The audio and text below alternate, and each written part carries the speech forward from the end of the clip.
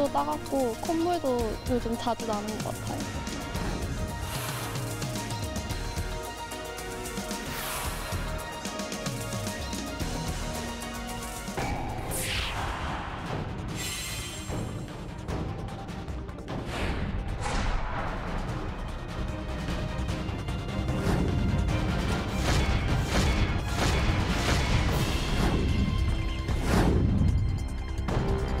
잘못된 것인데 당연시되는 이런 사회적인 분위기 속에서 또 살 수 없다는 판단이 들어서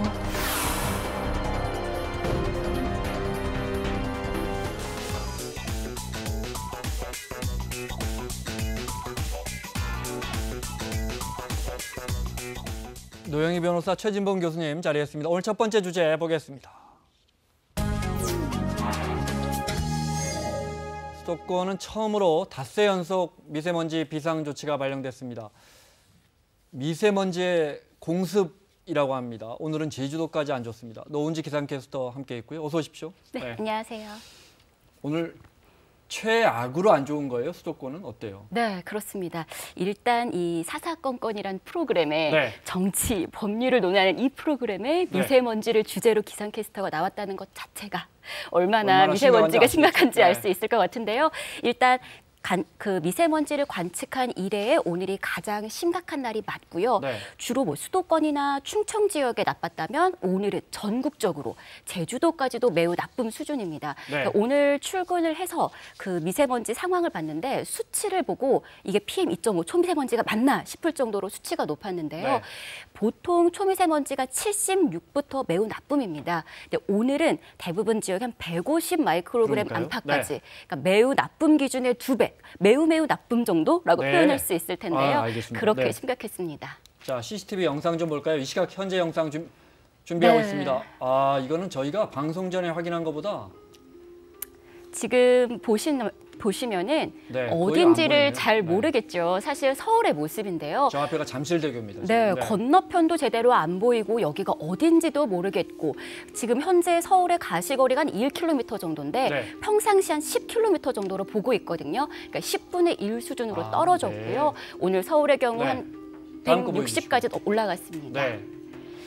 여기는 부산인데요. 네. 보통 우리가 아무리 서쪽 지역의 미세먼지 농도가 높다고 해도 뭐 강원도나 부산은 좀 청명한 하늘을 볼 수 있었는데 네. 오늘은 부산까지도 미세먼지가 나쁨 단계까지 높아졌습니다. 그리고 정말 한반도의 남단 제주도는 미세먼지 영향을 어지간하면 성산 일출봉이네요. 저 뒤에가. 그죠? 네, 아주 그 형태만 보일 수 있는데요. 사실은 이 시각 현재 상황입니다. 아주 뚜렷하게 보이는 날이 더 많았을 텐데 오늘은 형태만 보이고 있고요. 오늘 제주도 인근에는 바다 안개까지 짙게 꼈습니다. 네. 그러면서 안개랑 미세먼지가 뒤섞여서 제주도까지 미세먼지 주의보가 내려진 상태고요. 매우 나쁨 수준입니다, 현재. 세계 기상 정보를 시각화해서 보여주는, 그러니까 우리가 쉽게 이해할 수 있게 보여주는 어스널 스쿨이라는 저 홈페이지가 있는데 여기서 한반도 미세먼지가 어느 정도인지 한번 보시죠. 자, 눈에 진짜 선명하게 보이네요. 네, 붉은색의 이제 미세먼지가 우리나라 한반도를 뒤덮고 있는 모습인데요. 일본만 해도 괜찮아요. 그죠? 네, 바다를 건너가면 괜찮은데 이게 기류의 영향을 많이 받다 보니까 아마 한반도까지 미세먼지 영향을 많이 받고 있습니다. 1급 암을 유발하는 물질이죠. PM2.5 초미세먼지 상황을 볼까요? 이거군요. 네, 역시 우리나라를 중심으로 해서 매우 진하고요. 네, 제주도까지도 붉은색 범위 안에 들어가 있는 걸 볼 수 있는데요. 이거가 제주도를 보면 그렇습니다. 지금 우리나라를 기준으로 봤을 때 이 대기가 꽉 막혀 있는 상황이라고 볼 수 있거든요. 그렇기 때문에 다른 곳으로 먼지가 빠져나가지를 못하고 차곡차곡 쌓여 있는 겁니다. 잠깐 지금 저 마지막 보신 것도 초미세먼지입니다. PM2.5라고 하죠. 진짜 뭐 명백하게 1급 발암 물질입니다. 네, WHO가 지정한. 잠깐 설명하셨지만 왜 이러는 거예요? 일단은 먼지가 빠져나갈 구멍이 없다. 이렇게 설명할 수가 있습니다.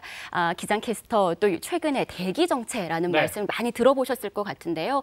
그야말로 대기가 좀 순환이 되고 또 바람이 좀 강하게 불고 아니면은 비라도 내려서 먼지를 씻어내야 되는데 네. 지금은 대기가 꽉 막힌 상태여서 빠져나가지도 못하고 그리고 지금 포근하잖아요. 네. 상한삼이라는 말도 있는데 이 포근한 남서풍의 계열을 타고 서쪽에서 중국발 먼지까지 계속 들어오면서 우리나라가 먼지 속에 갇히게 된 들어오기는 겁니다. 하고 바람이 더 이상 가지 않으니까 빠져나가지는 않고. 네, 하면서, 그렇습니다. 네.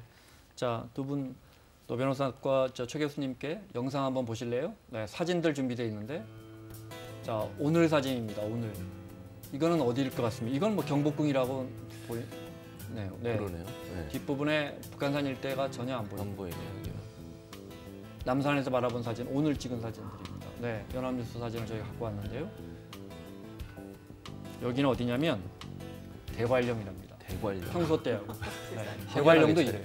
확연하게 그러니까 차이가 나네요, 그냥. 그러니까 서울 공긴 네. 못 살겠어 이번 주말에 강원도로 가지 하시는 근데 분들도 똑같은 사실 거죠. 답이 안 나옵니다. 다음 거 볼까요? 이거는 안개까지 더해진 목포 여객선 터미널이고요. 네. 비행기에서 본 여수 화면이고요.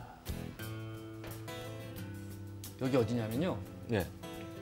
백령도랍니다. 백령도는 하기가 서쪽하고 가까워서 네. 자, 그쪽이라도. 이거는 의미가 있는 사진이죠. 노은지 캐스터. 왜냐하면 백령도는 대기 오염 물질이 나오는 곳이 아니잖아요. 그렇죠. 물론 뭐 자동차도 좀 있고 하겠지만. 그렇죠. 그러면 누가 봐도 중국 영향이다. 네, 기류를 타고 먼지가 들어오는 건 사실입니다. 자, 다음 거 볼까요? 송도 국제도시이고요. 다음 거. 이거 제가 오늘 점심 때 찍은 사진입니다. 마포대교에서 직접 찍으셨군요. 63, 제 휴대전화로 직접 찍은 거예요. 저 63빌딩입니다. 네. 네. 이거 진짜. 네. 이게 2018년 OECD 국가 중에서 우리나라 그 서울이 네. 미세먼지 농도가 가장 높은 국가 중에 2위를 차지했다라고 얘기를 하는데. OECD 국가들 중에. 네, 네. OECD 국가. 그러니까 전체적으로는 62개 그 수도 중에서는 27위를 차지해서 전체적으로 괜찮은데 네. OECD 국가 그러니까 중에서는 좀 먹고 살 만한 정말 나라 중에서는. 그렇죠. 정말 네. 안 좋은 거죠. 네. 일상 당연히 불편하죠. 화면 보겠습니다. 아무래도 공기가 너무 안 좋으니까 애들이 좀 뛰어놀아야 되는데 밖에서 못 노니까 그래서 자꾸 실내로 다니게 되는 그런 게 있고 애들 건강이 이제 우려가 되죠. 건강 안 좋으신 어르신들이나 노약자분들은 병원 가는 일이 분명히 잦아졌고요. 네. 애도 맨날 미세먼지 때문에 감기, 코에 막 이상이 와가지고 병원에 좀 2차례나 입원했어요. 셋째를 임신해서 임산부인데 미세먼지가 얼마나 심하냐면 임산부의 코를 통해서 호흡기를 통해서 태아한테까지 영향을 미친다고 그렇게 들었거든요. 되게 신경이 쓰일 수밖에 없죠. 거리에서 장사하시는 분들이야말로 정말 답이 없습니다. 그죠? 본인이 마스크를 하면 또 사람들이 영향을 받으니까 마스크도 못 비닐을 하죠. 이렇게 덮어놓고 팔아요. 요 먼지 들어오니까. 미세먼지가 많은 날은 진짜 사람이 없어요. 많이 안 나오니까. 매출이 한 뭐 3분의 1 정도 떨어진다고 그러죠. 네. 그런데도 이제 말씀드린 것처럼 마스크를 못 하는 거예요. 사장님이 마스크 끼고 있으면 더 영향을 받으니까. 우리는 뭐를 먹고 살아야 되니까 어쩔 수가 없잖아요. 근데 마스크 쓰고 장사하면 장사를 못 하잖아요. 장사를 안 하는 게 낫지. 그럴 바에야. 미세먼지 비상 저감 조치에 따라서 공공기관 출입이 제한되는 홀수 차량들이 지구온 지지에 맞게 이렇게 돌아가는. 네. 오늘 차량 2부제여가지고 짝수 차량만 운행 가능한데 모르셨어요? 문자는 받으셨어요?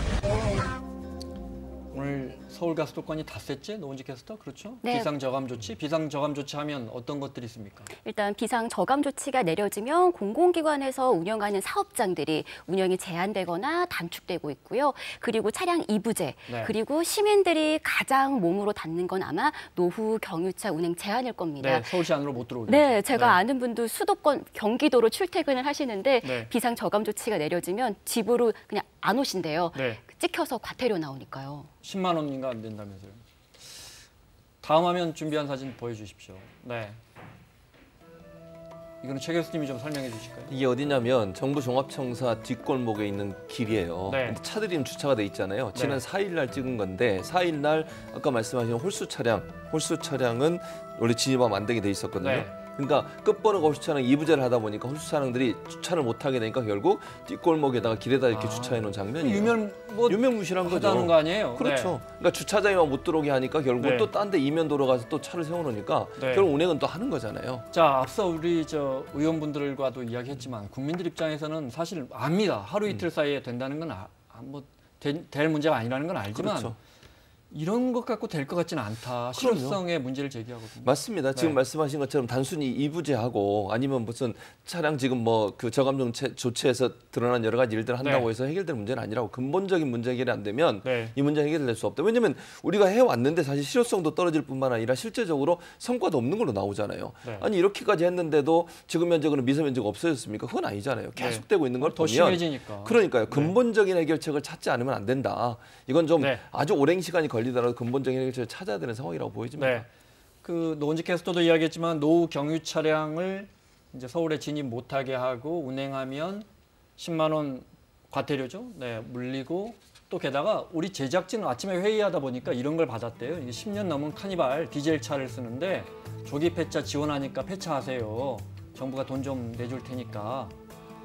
이게 지금 그러니까 어떻게 보면 정부가 이렇게 권하는 거죠, 인센티브를 줘서. 그렇습니다. 그래서 지금 3.5톤 이하 차량에 대해서는 165만 원까지 지원을 해주고 3,000톤 이하의 그러니까 덤프트럭 같은 경우는 3천만 원까지 지원을 해준다고는 하는데 문제는 그런 식으로 지원금을 받아도 본인이 그 차를 운행함으로써 얻는 이득을 초과하지 않기 때문에 그게 과연 효과가 있을 것인가 이런 문제가 좀 있습니다. 저런 건 어때요? 저는 그 생각 들어요. 노후 경유차라고 하면 뭐 달걀 계란 파는 사장님 차도 그렇죠. 타이탄 트럭으로 운행하시는 분들, 화물차 올해 뭐 10년 넘은 화물차 모시는 분들 저걸 자꾸 제재하고 규제하면 서민들이 또 영향을 받잖아요. 그렇죠. 서민들이 영향을 받을 수밖에 없어요. 왜냐하면 실제적으로 서민들이 실제 운영하는데 돈이 없으니까 차를 빨리빨리 못 바꾸잖아요. 그런 상황이 그러니까. 그래서 결국은 누구는 몰고 싶어서 노후 그럼요. 당연히 그럴 수밖에 없는 상황이고 그분들은 생계와 직접적인 연관이 있으니까 뭐 차를 운행을 못하게 되면 직접적인 타격을 얻는 거잖아요. 그런 상황이기 때문에 이 부분을 어떻게 하면 그러면 조화를 잘 시켜서 정부가 도와줄 수 있을까? 그래서 고안된 게 결국 이제 저감 장치 부착이라고 하는 거예요. 그러니까 공해가 나오는 부분들을 좀 그 저감 장치를 부착을 해서 정부가 지원금도 주고 그렇죠. 지원금도 주죠. 근데 이게 부착을 하게 되면 저감 장치 부착은 환경 개선 부담금이나 배출가스 정밀 검사를 3년 동안 면제해 주고요.